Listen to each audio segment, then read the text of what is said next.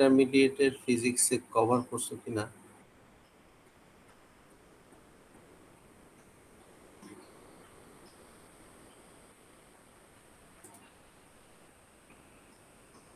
আমাদের অপটিক্যাল ফাইবারের মধ্যে এই টপিকসগুলো আছে।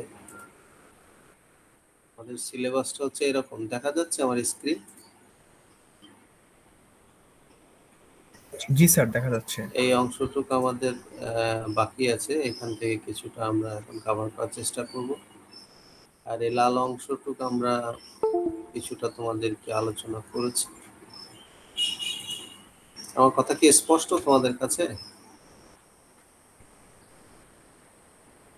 হ্যালো?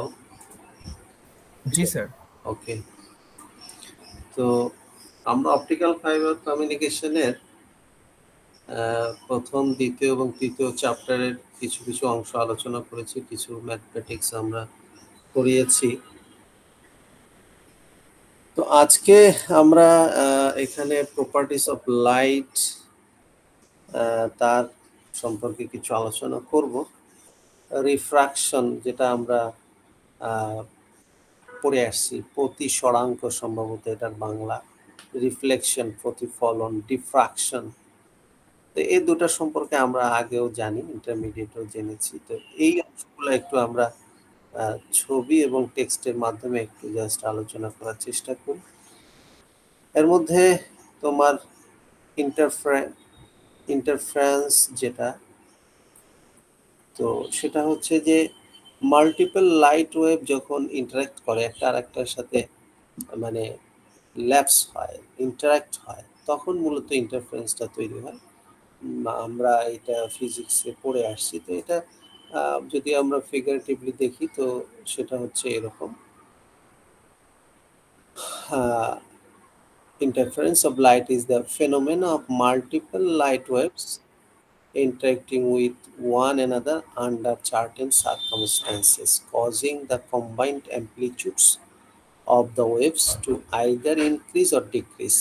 Amplitude increase হতে পারে, ডিক্রিজ হতে পারে যখন এক মাল্টিপল লাইট ওয়েভ ইন্টারঅ্যাক্ট করে।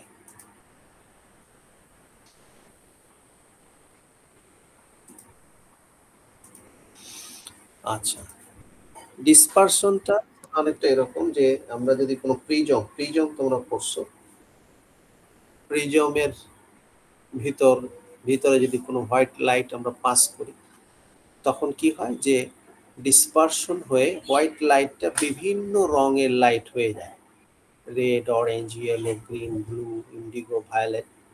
এটা হচ্ছে একটা ডিসপারশনের উদাহরণ। তো আমরা প্রপার্টিস অফ লাইট সম্পর্কে আলোচনা করতেছি। সেই প্রপার্টিসের মধ্যে রিফ্রাকশন, রিফ্লেকশন, এগুলো আমি আর আলোচনা করলাম না, এটা আমরা জানি, পড়ে আসছি। ইন্টারফারেন্স, ডিসপারশন, তারপরে হচ্ছে ডিফ্রাকশন।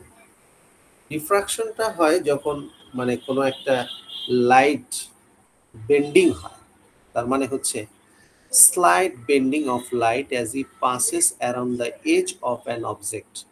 As for example, এখানে দেখো ছবিতে দেওয়া আছে, যদি হোয়াইট গ্যাপ হয়, এই গ্যাপটা কিন্তু হোয়াইট, এখান থেকে যখন ডিফ্রাকশনটা হবে তখন ডিফ্রাকশনের ধরনটা এরকম। আর যদি গ্যাপটা ন্যারো হয় সেক্ষেত্রে ডিফ্রাকশনটা এরকম। তো এই কথা এখানে বলা হচ্ছে, gap much larger than the wavelength causes little spreading and sharp shadow, that is light through a doorway. A gap similar to the wavelength causes a lot of spreading with no sharp shadow. As for example, sound through a doorway, একটা হচ্ছে light through a doorway আর হচ্ছে sound through a doorway। আর একটা property হচ্ছে polarisation. তো পোলারাইজেশনটা মানে cause, এটা হয় এই জন্য due to the wave nature of electromagnetic radiation. Electromagnetic রেডিয়েশনের কারণে এই পোলারাইজেশনটা হয়। এখানে ছবিতে দেখানো আছে যে লাইট বিমটা আসছে, এটা হচ্ছে আনপোলারাইজড অবস্থা, কিন্তু যখন তোমার পোলারাইজ হয়ে যায় তখন এইরকম অবস্থাটা ধারণ করে। স্ক্যাটারিংটা আমরা গত ক্লাসগুলোতেও পড়েছিলাম, তারপরেও এখানে আজ যেহেতু প্রপার্টিস অফ লাইট সম্পর্কে আলোচনা করছি।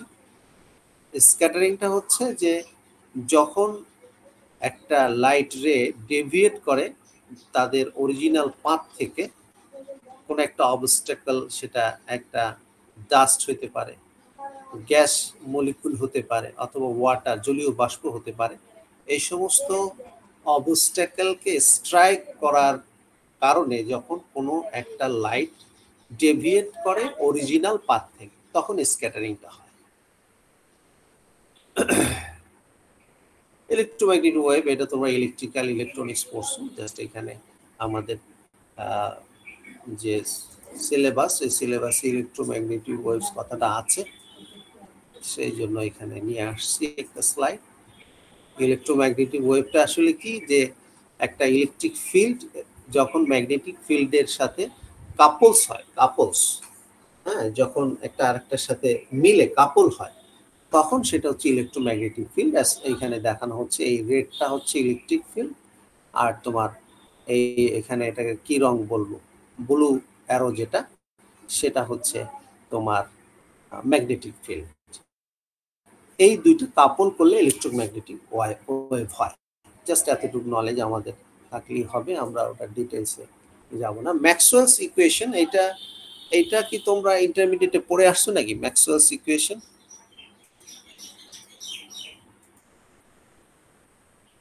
হ্যালো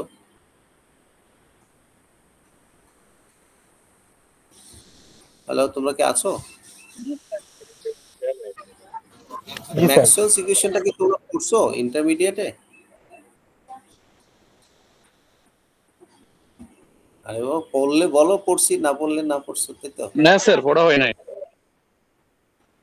এই যে ম্যাক্সওয়েলস ইকুয়েশনও আছে আমাদের এই অপটিক্যাল ফাইবার সিলেবাসে। যাই হোক, এটা খুবই সিম্পল কিছু কথা ইকুয়েশনের মাধ্যমে বুঝাই দেওয়া আছে।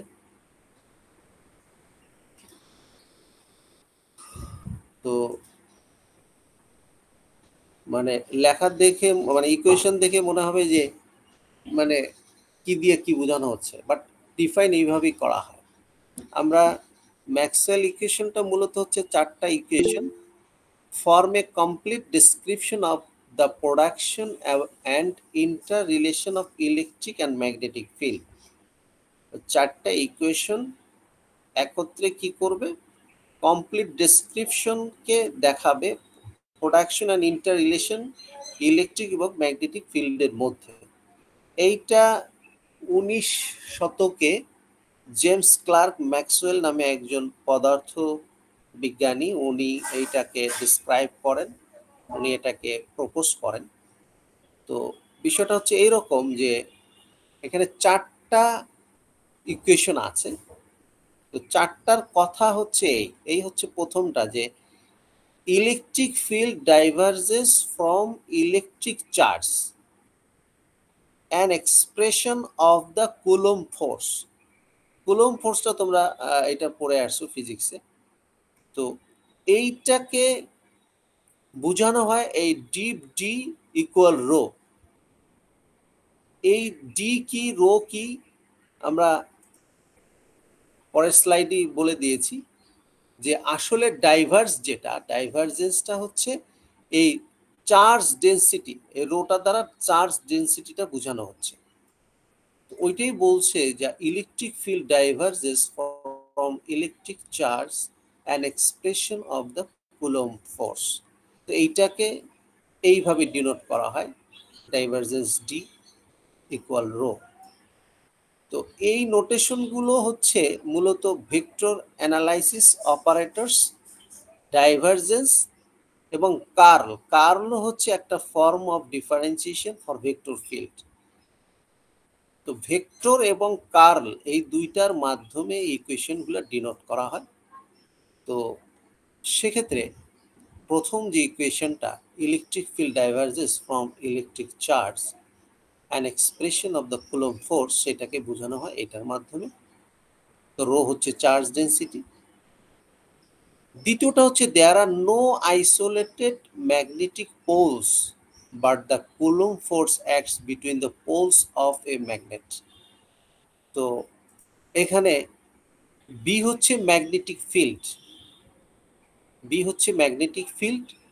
তো magnetic field equal zero, zero মানে হচ্ছে এই যে কথা বলা হচ্ছে there are no isolated magnetic poles, তো জিরো দ্বারা এটা ডিনোট করা হচ্ছে। 3 নম্বর হলো electric fields are produced by changing magnetic fields. তো ইলেকট্রিক ফিল্ড হচ্ছে এইটা, আর ম্যাগনেটিক ফিল্ড আমরা ডিনোট করি বি দ্বারা। এই যে আমরা ম্যাগনেটিক ফিল্ড বি দ্বারা ডিনোট করছি, এবং টি এর সাপেক্ষে মানে এটার যে ডাইভার্স হওয়াটা, টি এর সাপেক্ষে যেটা চেঞ্জ হচ্ছে ম্যাগনেটিক ফিল্ডে, সেটা এখানে দেখানো হয়েছে।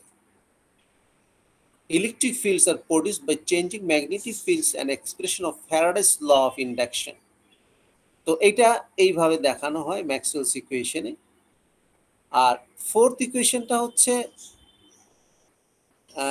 Circulating magnetic fields are produced by changing electric fields and by electric currents. Maxwell's extension of Ampere's law to include the interaction of changing fields. এই এম্পিয়ার্স ল এগুলো তোমরা পড়ে আসছো ইন্টারমিডিয়েটে, ওই সমস্ত জিনিস সেম জিনিস। ম্যাক্সওয়েল ইকুয়েশনও থাকার কথা, তোমরা যদিও বলছো এটা পড়ো নাই। তো এই circulating magnetic fields are produced by changing electric field. আমরা ইলেকট্রিক ফিল্ড এখানে এই যে দেখো, ডি হচ্ছে কোয়ান্টিটিস অফ ই, ই হচ্ছে ইলেকট্রিক ফিল্ড। তো ওই কথাটাই বলা হচ্ছে যে circulating magnetic fields are produced by changing electric fields, এটা হচ্ছে চেঞ্জ অফ ইলেকট্রিক ফিল্ডস, আর ইলেকট্রিক কারেন্ট হচ্ছে আমার জে। তো এই 4 নম্বর যে ইকুয়েশনটা, সেটা নোটেশনালি যদি বোঝানো হয় তো এইভাবে বোঝানো হয়। আচ্ছা, তো the most compact way of writing these equations in the meter kilogram second system is in terms of vector analysis operators, divergence and curl, that is in different form, যেটা আমরা একটু আগে আলোচনা করলাম, চারটা টেক্সচুয়ালি এবং সেটার নোটেশনালি পাশাপাশি আছে। তো ম্যাক্সওয়েলস ইকুয়েশনটা শর্টলি যদি আমরা বলি, এই হচ্ছে চারটা ম্যাক্সওয়েলস ইকুয়েশন। আচ্ছা, এরপরে হচ্ছে আর একটা আমাদের টপিকস আছে এখানে, সে টপিকসটা হচ্ছে different techniques for fibre fabrication. তো ডিফারেন্ট টেকনিকের মধ্যে বেশ কিছু টেকনিক আছে, electro spinning, wet spinning, microfluidic spinning, mould casting, bio spinning. এই প্রত্যেকটার আলাদা আলাদা টেকনিক ফেব্রিকেশন। তো এটা একটা পেপার আমি ডাউনলোড করেছি, এই পেপারে ডিটেলস দেওয়া আছে। আমি এটা আর নিজে ভিতরে যাইনি, একটু আমি তোমাদেরকে একটু আমি সেলফ স্টাডি দেবো। এই হচ্ছে পেপারটা, আমি দিয়ে দিচ্ছি তোমাদেরকে হোয়াটসঅ্যাপে, সুমিতকে দিয়ে দেবো। এই যে ইলেকট্রো স্পিনিং, তোমরা কি দেখতে পাচ্ছ স্ক্রিন? এই যে এই ভদ্রলোক, ওনারা মিস্টার সামতাবিয়া ওয়ালস, মোহসেন আকবরী। আমার কাছে মনে হচ্ছে যে এই দুজন স্টুডেন্ট, আর ইনি সম্ভবত এদের সুপারভাইজার। উনি ওনার এই পেপারে ফাইবার টেকনিক ফেব্রিকেশনটাকে খুব সুন্দর করে একত্র করেছেন। তো সেটার পেজ নম্বর 2 না 3, পেজ নম্বর 3 থেকে শুরু। এই যে methods on fibre fabrication, electro spinning, তারপরে হচ্ছে ওয়েট স্পিনিং। তো এই প্রত্যেকটা জিনিস এখানে ছবি ফিগারেটিভলি দেওয়া আছে। যেমন এর আবার অংশ, এই হচ্ছে 1 অংশ, এ হচ্ছে 2 অংশ, কি এখানে আবার ফিগারে দেওয়া আছে। Figure 1, different fibre fabrication techniques for মাইক্রোসাইলোজ, কি বলে এটা, সাইকোলজিক্যাল না তো ফিজিওলজিক্যাল মাইক্রোফিজিওলজিক্যাল অ্যাপ্লিকেশনস এইখানে দেওয়া formation of electrospun fibres through flowing polymeric solution under applied voltage between the needle and collector at a fixed distance. এই যে এই অংশটুকু, এই অংশটুকের কাজ, এই অংশটুকু এখানে দেওয়া। এবার টুতে কি অংশটুকু আছে সেটা এখানে আবার টুতে দেওয়া আছে। তো এইটা আমি তোমাদেরকে সেলফ স্টাডি দিয়ে দিলাম, এই টু এখানে। এরপর হচ্ছে B1, এই B1 হচ্ছে এই অংশটুকু, ঠিক আছে? আমি পেপারটা দিয়ে দেবো, এখান থেকে একটু তোমাদের দেখে নিতে হবে। এই অর্থাৎ ফেব্রিকেশন টেকনিক, যেগুলো ফেব্রিকেশন টেকনিক, এইটার ডিটেলসটা, সেটা কিভাবে তৈরি করা হয়, ফেব্রিকেশন টেকনিক কি, সেটা একটু তোমাদের দেখে নিতে হবে। তো আচ্ছা, ও আরেকটা বিষয় হচ্ছে যে ম্যাক্সওয়েল ইকুয়েশন, যে এইটা রিয়েল লাইফ এক্সাম্পল আমাদের ঘরের মধ্যেই আছে। আমরা যে ইন্ডাকশন স্টোভ ইউজ করি, সেই ইন্ডাকশন স্টোভে কি হয়, ম্যাগনেটস ইউজ করা হয় হিট ক্রিয়েট করার জন্য। মাইক্রোওয়েভে কি হয়, two magnet that produce a magnetic field that causes microwaves to be sent out and vibrate the molecules in the food producing heat. তো মাইক্রোওয়েভ এটাও একটা ম্যাক্সওয়েলের real life example. Induction wave এটাও হচ্ছে একটা রিয়েল লাইফ এক্সাম্পল। টেলিভিশনও হচ্ছে, যেখানে electromagnets use to direct energy flow. তো আমরা আজকে এতটুকুই পড়ালাম। আর এই টেকনিক যে অংশটুকু, সেটা তোমাদেরকে আমি পেপার দিয়ে দেবো, সিআরকে দিয়ে দিব। তো উপস্থিতি তো খুবই কম। তোমরা স্টুডেন্ট কতজন?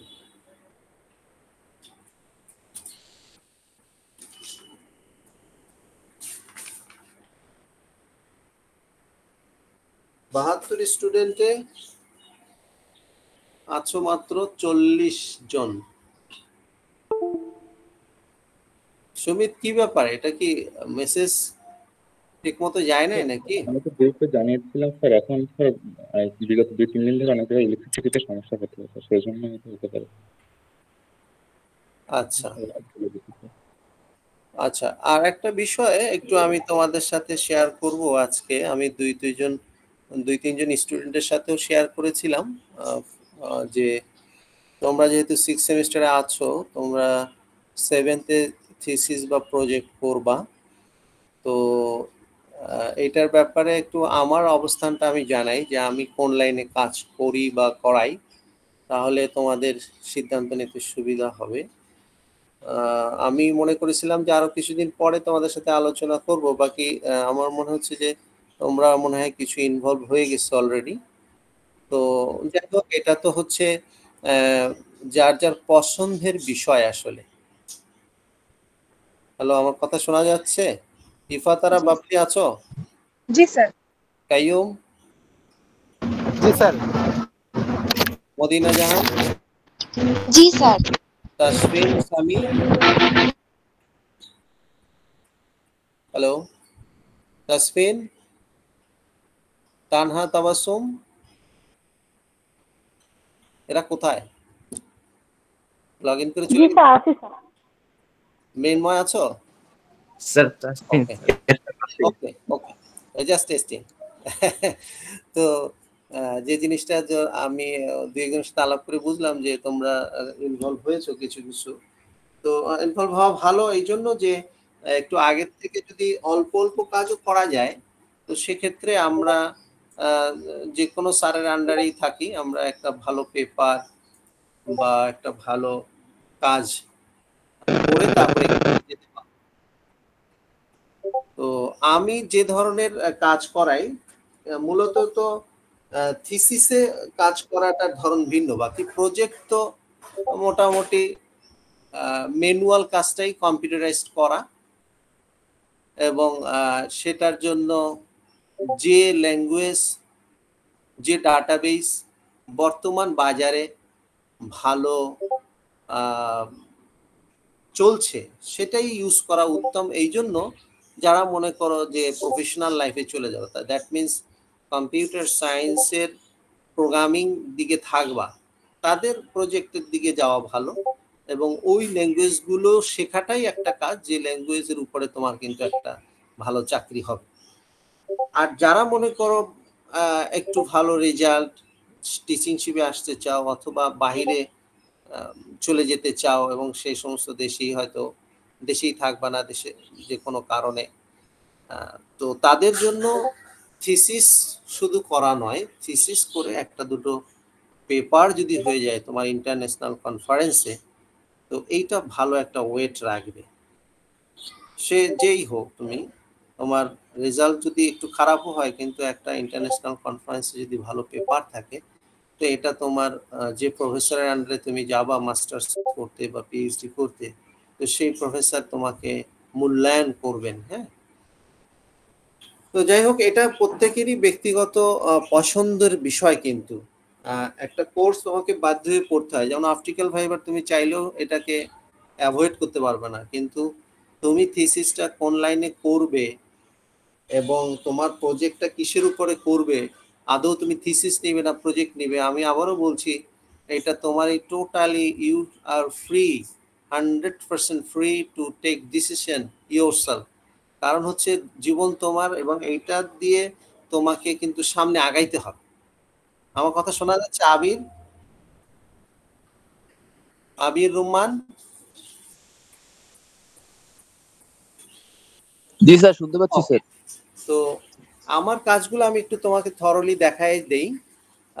2010 সালে 2010 সালে এটা হচ্ছে ইন্টারন্যাশনাল, আমি নেট থেকেই দেখাই দিচ্ছি, এটা হচ্ছে international conference on computer and information technology, ICCIT। 2010 সালে তোমাদের বড় ভাই রবিউল আলম, মাহবুব শিকদার, মিলন গাজী। মিলন গাজী এখন এই পটুয়াখালীতেই আছে, সে আইসিটির অফিসার হিসেবে আছে। তো এদের সাথে আমার প্রথম কাজটা ছিল subscriber fluctuations of different cell operators based on different offers. মানে সোজা বাংলায়, তোমাদের ক্লাসে তো ফরেনার নাই, কেউ আছে? নেপালি আছে? না স্যার। আচ্ছা, তো সোজা বাংলায় হচ্ছে আমাদের কাজটা ছিল যে ওই সময়টা, এটা 2010 সালের পেপার, তো আইট্রিপলি পেপার।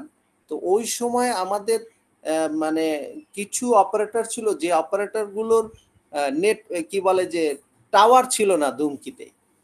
তো মানুষ চাইলেই গ্রামীণ থেকে অন্য জায়গায় যে সুইচ করবে, তো সেটা কিন্তু সুইচ করা যায়। দেখা যাচ্ছে একজনের বাবার কাছে যে সিম আছে সেটাও গ্রামীণ, ওয়াইফের কাছে সেটাও গ্রামীণ, আবার দেখা আত্মীয় স্বজনের কাছে গ্রামীণ।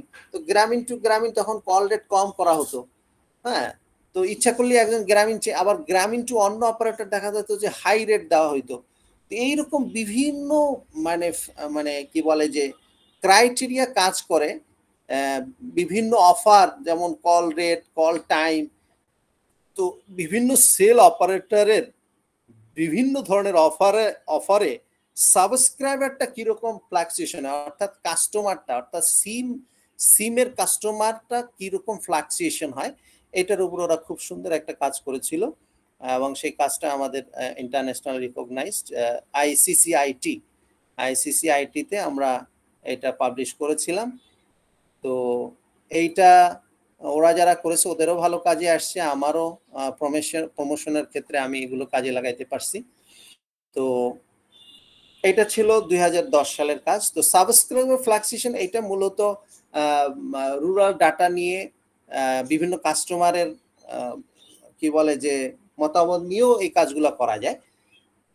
তো এইটার সাথে এখন যে মেশিন লার্নিং, এখন কিন্তু ডাটা পাওয়া খুব সহজ। মেশিন লার্নিং এ তুমি যদি যাও, মেশিন লার্নিংটা কি আসলে, এই যে আমার এইখানে দেখো, আমি আজকে যে সার্চগুলো করেছি, আমি একটা একটা দেখাবো তোমাদের। এই একটা পেপার, তো এই পেপারটা হচ্ছে আমার স্বর্ণা মজুমদার, তোমাদের যে ম্যাডাম স্বর্ণা ম্যাডাম, ওই স্বর্ণা ম্যাডামেরই ক্লাসমেট ছিল বিপাশা ব্যাপারী, কাকুলি রানী। কাকুলি রানী ও আছে পটুয়াখালী সরকারি কলেজে আইসিটি লেকচারার। তো আর ইনি হচ্ছেন আমার সুপারভাইজার। তো আমরা এই কাজটা করেছিলাম কত সালে, 2013তে। তো মেশিন লার্নিং যেটা বুঝাতে চেয়েছিলাম, যে আজকে আমি কিন্তু এই যে বিভিন্ন পেপার আমি অনলাইন থেকে জাস্ট অ্যাবস্ট্রাক্টটা নিয়ে আসছি, ফুল পেপার তোমাকে কিন্তু ডাউনলোড করতে হলে পয়সা লাগবে অথবা অ্যাক্সেস থাকতে হবে আর কি। তো এই যে পরবর্তীতে যখন আমি সার্চ করতে যাব তখন কিন্তু দেখা যাবে যে একটু জাস্ট, হ্যাঁ সোহাগ আসসালাম বলো।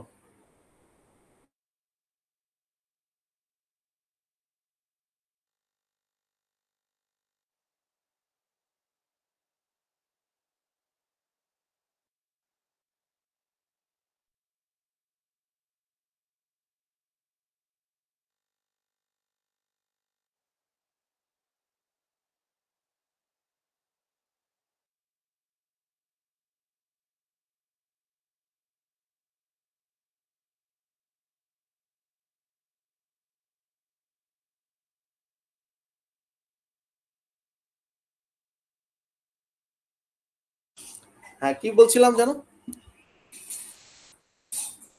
মনে আছে কি বলছিলাম? আমি তো একটু ইন্টারাপ্ট হয়ে গেছি। তাসফিন স্যার বলছিলেন যে মেশিন লার্নিং এর মাধ্যমে অনেকগুলো ডাটা পাওয়া যায়। তোমরা অনেক সময় দেখবা গুগলে যখন সার্চ করো তুমি দুইটা জাস্ট ক্যারেক্টার টাইপ করছো, এরপর দেখা যাচ্ছে তুমি যেটা পছন্দ করছো মানে ওইটাই এসে গেছে। তার মানে কি তোমার আগের যত কাজ করছো সবগুলো কিন্তু ডাটা ইনপুট হয়েছে, ওইটা সে মেশিন ওইটা লার্ন করে রাখছে। ওই লার্ন থেকেই সে কিন্তু তোমাকে মানে একটা হেল্প করছে যে হ্যাঁ তুমি এই ধরনের কিছু চাচ্ছ, এবং তোমার কিন্তু পুরোটা টাইপ করা লাগে না। তো যাই হোক, মেশিন লার্নিং এর সাথেও অ্যাড করে এখন এই কাজগুলো করা হয়। তো এইটা হচ্ছে আমার 2013 সালের কাজ। এইটা হলো কোর্সওয়্যারের উপরে। কোর্সওয়্যার, তোমরা এমআইটি কোর্সওয়্যার দেখছো, তো আমরা এই এমআইটি কোর্সওয়্যারের উপরে আমি ডিটেলস যাব না, এটার উপরে কাজ ছিল 2013-তে আমার সোনা মজুমদারের সাথে, বিপাশা ব্যাপারী, কাকলি রানীর সাথে।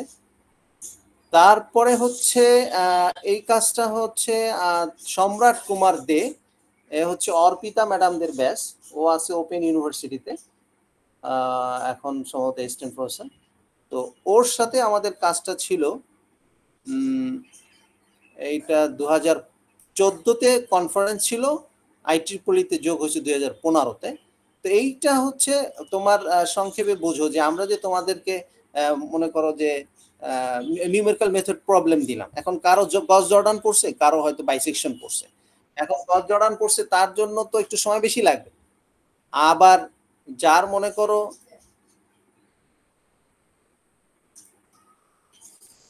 বাইসেকশন পড়ছে তার একটু সময় কম লাগবে। তো আমরা এমন একটা, দেখো এটা কিন্তু একটা প্রজেক্টের লিডিং থিসিস আর কি, প্রজেক্ট এবং থিসিসের একটা মিলিত অবস্থা, অর্থাৎ প্রজেক্ট হলে যে সেটা থিসিসের মধ্যে নিয়ে আসা যাবে না তা না কিন্তু। তো এইখানে আমরা করছি equal distribution of programming problems, অর্থাৎ স্টুডেন্টদেরকে আমরা ইকুয়াল ডিস্ট্রিবিউশন করতে পারি কিনা প্রোগ্রামিং প্রবলেমের, অর্থাৎ প্রবলেমটাকে আমরা একটা ওয়েট দিয়ে, প্রবলেমের যে কমপ্লেক্সিটির একটা ওয়েট দিয়ে আমরা মনে করো যে সেটাকে ইকুয়াল ডিস্ট্রিবিউশন করার একটা প্রচেষ্টা, সেটার উপরে কিছু আমাদের রিসার্চ, এটাও আমাদের পাবলিশ হয়েছে 2014-15 সালে। এটা ছিল সম্রাট, সালাউদ্দিন তারেক, ও এখন দেশের বাইরে মাস্টার্স করছে, শরীফুল ইসলাম ওদেরই ব্যাচমেট। এরপরে এইটা ছিল আমাদের আর একটা কাজ, এটা হচ্ছে গ্রাফের উপরে মিনিমাইজেশন। গ্রাফটা মনে করো যে একটা, তোমরা ট্রাভেল সেলসম্যান প্রবলেম এইগুলো সম্পর্কে জানো, সোজা কথায় যে একটা মানুষ কত অল্প খরচে যেখান থেকে সোর্স থেকে শুরু করেছে সেখানে আবার ফিরে আসবে। তো এই জিনিসগুলো গ্রাফের দ্বারা মূলত মানে ডিনোট করা হয়। তো সেই ধরনের একটা কাজ, এটা তোমাদের অর্পিতা ম্যাডামের সাথে আমার এই কাজটা ছিল, এরা আমার আন্ডারে থিসিস করেছে, এগুলো প্রত্যেকটাই থিসিসের রেজাল্ট, বুঝতে পারছো? তো অর্পিতা, ইসরাত শিমু আর ইসরাত হচ্ছে ইসরাত ইতি, তো এই তিনজনের সাথে আমার এই কাজটা ছিল 2015-তে, ওরা একই ব্যাচ, এই কি বলে যে সালাউদ্দিন সম্রাট আর অর্পিতার একই ব্যাচ। তো এরপরে যে কাজটা সেটা হচ্ছে আরো একটা কাজ, সেটা অর্পিতাদের দুইটা পেপার হয়েছে তোমার ওদের আন্ডার গ্রেডে থাকা অবস্থায়, সেটা হয়েছে স্কিমাতে, অর্থাৎ international conference of software knowledge information management application. কাজ মোটামুটি প্রায় সেম, বাট কিছু আমরা এখানে ভেরিয়েশন করে দুটো জায়গায় পাবলিশ করেছিলাম। তো এটা দুটো পেপার ওদের হয়েছে, অর্পিতা হাওলাদার তারপরে ইরশাদ শিমুদের। তো এরপরে আমাদের একটা কাজ ছিল, এরপরে বলতে এটা হচ্ছে মিজানুর রহমান, তারপরে হচ্ছে বিপ্লব চন্দ্র দেবনাথ, এদের সাথে কাজটা ছিল 2014 একটা কনফারেন্স। সেটা ছিল এটাকে international conference of electrical engineering and information and communication technology. তো এইটা ছিল 2014-তে। মূলত আইসিটি আন্ডার গ্রাজুয়েট স্টুডেন্ট এদের লার্নিং এবং ইভ্যালুয়েশন অফ ব্লেন্ডেড লার্নিং এর উপরে এই কাজটা ছিল। তো কাজের ভেরিয়েশন মানে মূলত আসলে মানে আমাদের স্টুডেন্ট আমি মনে করি সবাই ভালো ভালো। এই জন্য আমি বলবো যে কেউ এখানে চান্স না পায় আসে নাই। মন্দ আর ভালো ভাগটা হয় তুমি সময় দাও আর সময় দাও না, এটার উপরে ভাগ হয়। আর একটা কাজ ছিল, এটা হচ্ছে আমার বুয়েটে মাস্টার্স এবং পিএইচডির একটা ফসল। সেটা হচ্ছে যে equivalence of problems in problem based learning of database. অর্থাৎ ডাটাবেসের মাধ্যমে আমরা যে প্রবলেমগুলো দিব সেই প্রবলেমগুলো কিভাবে ইকুইভ্যালেন্স করা যায়, স্টুডেন্টদেরকে সমান কঠিন বা সমান মধ্যম ধরনের, অর্থাৎ সবার প্রবলেমগুলো যেন সমান হয়, সেটার উপরে আমাদের একটা রিসার্চ। তো এটা ছিল একেবারে আমাদের জার্নাল পেপার। আমি সংক্ষেপে যাই। Effective learning and teaching model for programming language, এটা স্প্রিঙ্গারে ছিল আমাদের। এটা ওয়েব অফ সায়েন্সের একটা পেপার। ওয়েব অফ সায়েন্সই তো বোঝো না মনে হয়, বোঝো ওয়েব অফ সায়েন্স? হ্যাঁ, ওয়েব অফ সায়েন্স বোঝো তোমরা?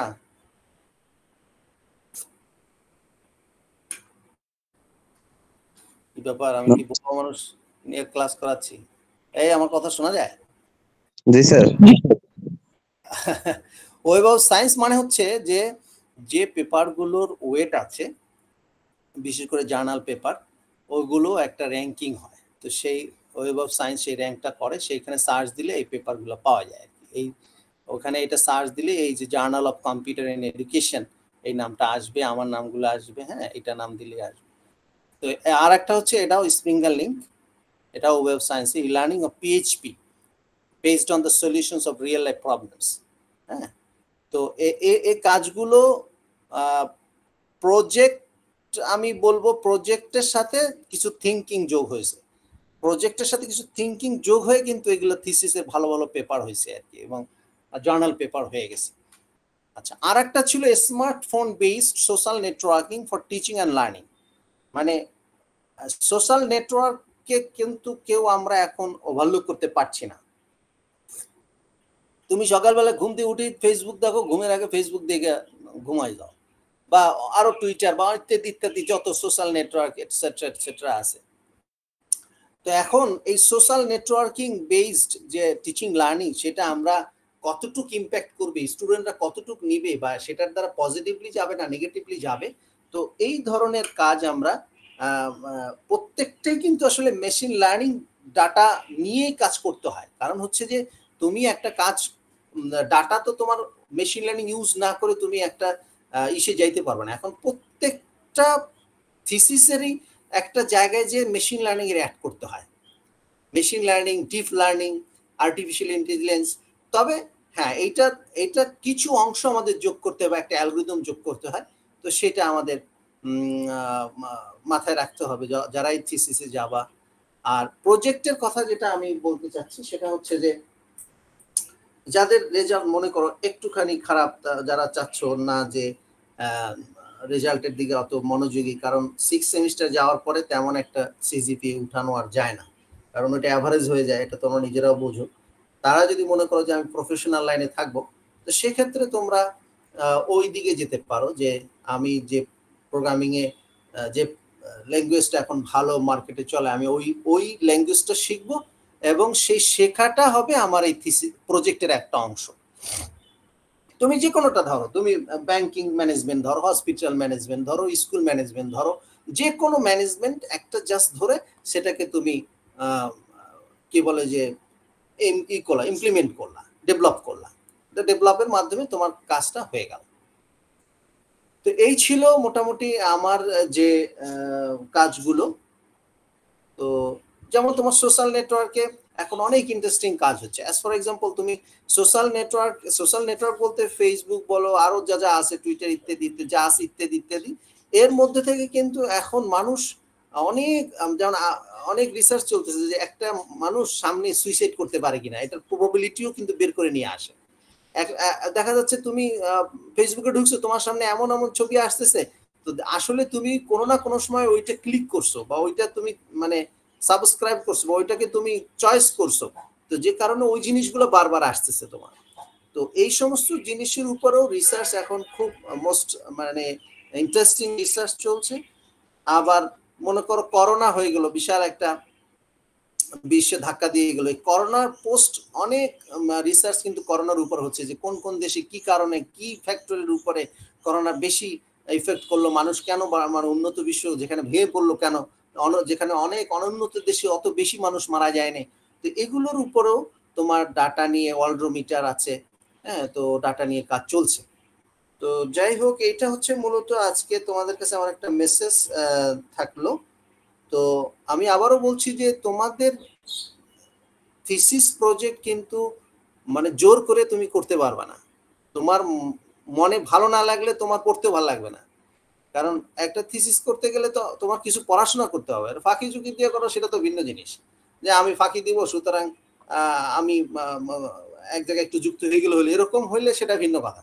বাট তুমি যদি একটা ভালো পেপার করতে চাও, বাইরে যেতে চাও, তো তোমাকে আমার মনে হয় এখন থেকেই কিছুটা ইনভলভ হয়ে অল্প অল্প করে আগায় যাওয়া উচিত, যাতে করে আগামী বছর এরকম সময়ের মধ্যে তোমার অন্তত 2-3টা কনফারেন্স পেপার সাবমিট করা হয়ে যায়।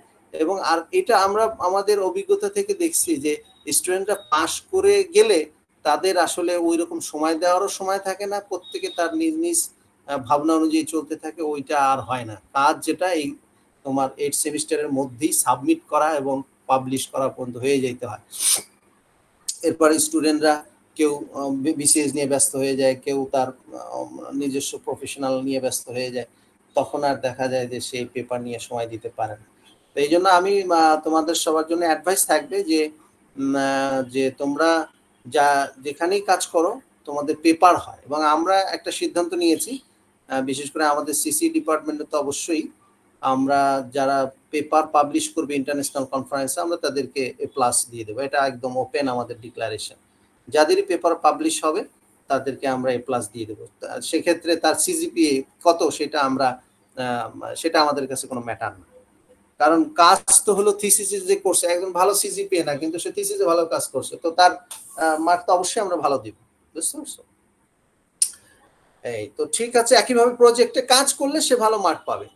এটা আমরা গতকালকে আমাদের ডিপার্টমেন্টেও আলোচনা করেছি এটা নিয়ে, যে যদি ভালো কনফারেন্সে অ্যাকসেপ্ট করাতে পারে আমরা তাদেরকে ভালো গ্রেড দিব আর কি। তো যাই হোক, এটা আমি তোমাদের কাছে মেসেজটা দিলাম, কারণ আমার কাছে মনে হয়েছে যে তোমরা অনেকেই চিন্তা করছো এই ব্যাপারে। তো যদি তোমাদের কারো আমার কাজগুলো ইন্টারেস্টিং মনে হয়, এই লাইনে কাজ করতেছো, তাহলে আমার সাথে যোগাযোগ করবা। হ্যাঁ, এই আর মানসিকতা হলো কাজ করার মানসিকতা নিয়ে।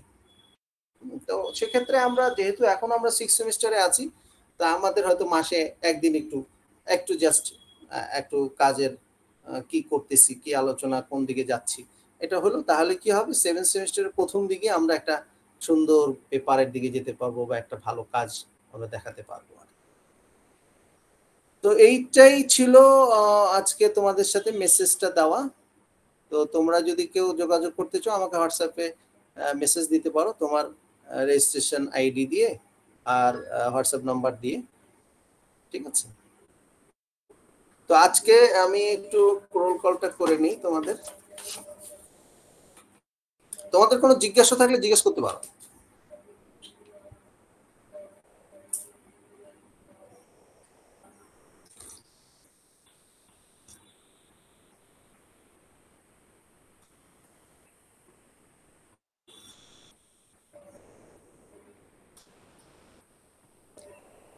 হ্যাং হয়ে গেল নাকি? হ্যালো, শোনা যাচ্ছে? জি স্যার। আচ্ছা, তোমাদের কোনো কোশ্চেন থাকলে করতে পারো, কোনো জানার থাকলে করতে পারো, বা কোন কোন লাইনে গেলে ভালো হয়, বা কি কে থিসিস করবে, কে প্রজেক্ট করবে, এই ধরনের কোনো কোশ্চেন থাকলে করতে পারো।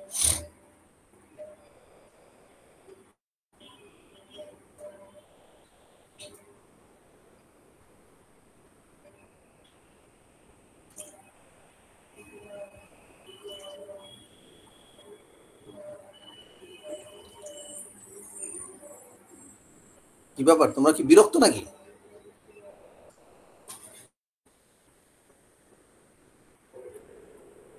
না স্যার। তাহলে কি কথাবার্তা বলো না যে কেউ?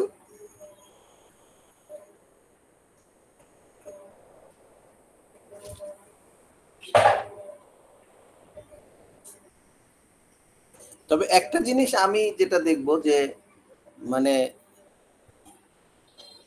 কাজের আগ্রহ যদি থাকে তাহলে তাদের দ্বারা কাজ নিব, কিন্তু কাজের আগ্রহ নাই, থেকে আসছে, এই সমস্ত ছেলেপেলে নিয়ে পরে মানিজ্যত নষ্ট হয়, ওগুলো হবে না। কারণ এমনি মাঝখানে আমি তো প্রায় 2 বছর দিন ছিলাম ওখানে, খুব ব্যস্ত ছিলাম, স্টুডেন্টদের কাজ করায় না। এটা এখন 2017-র পরে আমি তো বুয়েটে মাস্টার্সের পিএইচডির ছুটিতে ছিলাম। 2017-র পরে তেমন একটা স্টুডেন্টদের সাথে আমার কাজ কাম নাই আর কি।